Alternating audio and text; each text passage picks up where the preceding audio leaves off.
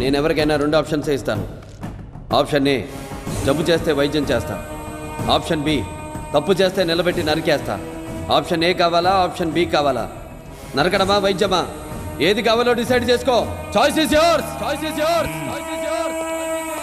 ఏం డాక్టర్, నరకడం అంటే సూది పొడవడమో కుట్లెయ్యడమో అనుకున్నావా?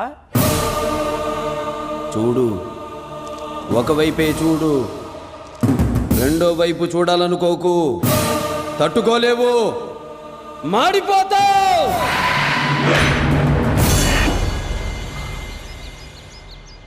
తప్పు చేస్తే చంపేస్తావా?